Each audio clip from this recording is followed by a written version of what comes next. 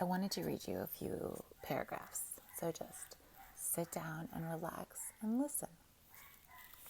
All right. In this world, there are two times. There is mechanical time and there is body time. The first is as rigid and as metallic as a massive pendulum of iron that goes back and forth, back and forth, back and forth. The second squirms and wriggles like a bluefish in a bay. The first is unyielding and predetermined. The second makes up its mind as it goes along. Many are convinced that mechanical time does not exist. When they pass the giant clock on the cramgrass, they do not see it, nor do they hear the chimes while they are sending packages on the portergrass or strolling between flowers in the rose garden. They wear watches on their wrist, but only as ornaments or as courtesies to those who would have given them timepieces as gifts. They do not keep clocks in their houses. Instead, they listen to their own heartbeats.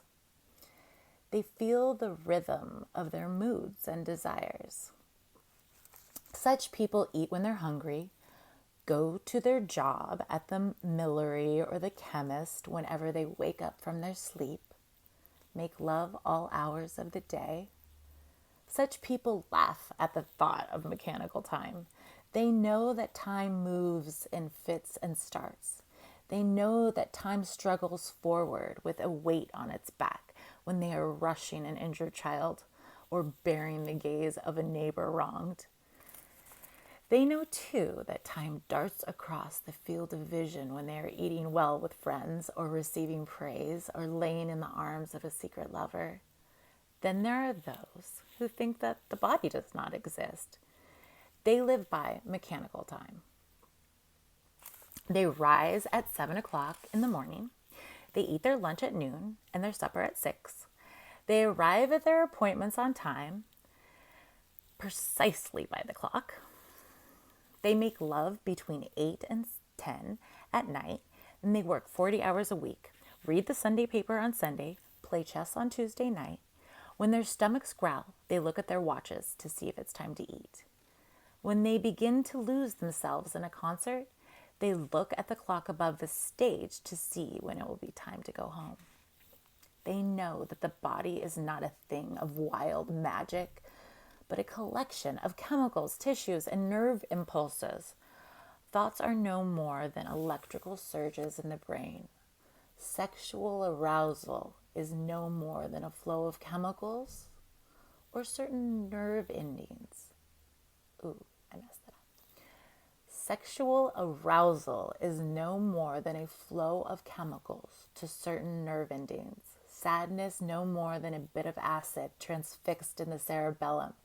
In short, the body is a machine, subject to the same laws of electricity and mechanics as an electron or a clock.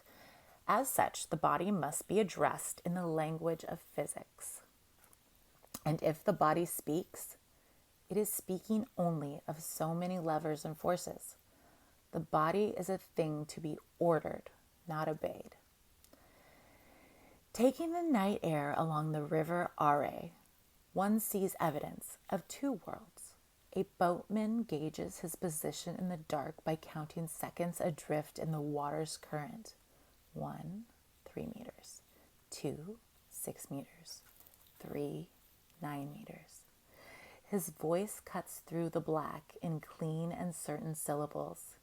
Beneath a lamppost on the Niger Bridge, two brothers who have not seen each other for years stand and drink and laugh.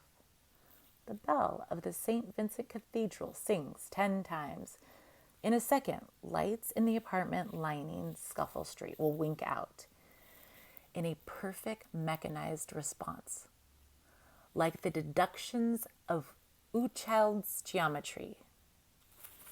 Laying on the riverbank, two lovers look up lazily, awakened from timeless sleep by the distant church bells, surprised to find that night has come. Where the two times meet, desperation. Where the two times go their separate ways, contentment. For miraculously, a barista, a nurse, a bartender can make a world in either time, but not in both. Each time is true, but the truths are not the same. So that was my favorite chapter so far in Einstein's Dream. And if I find another chapter that I like, I will read it to you. This book is by Alan Lightman, a magical, metaphysical realm, captivating, enchanting, delightful. True. So, one last thing.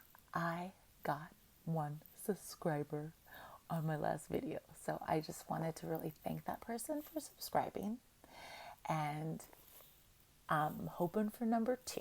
So have a great evening, and I will talk to you tomorrow in my journey of making 20 videos on YouTube to overcome my resistance, because I just read that book, of putting things on YouTube. Because I love YouTube. I watch YouTube all the time. And so I want to be on YouTube. Have a great night.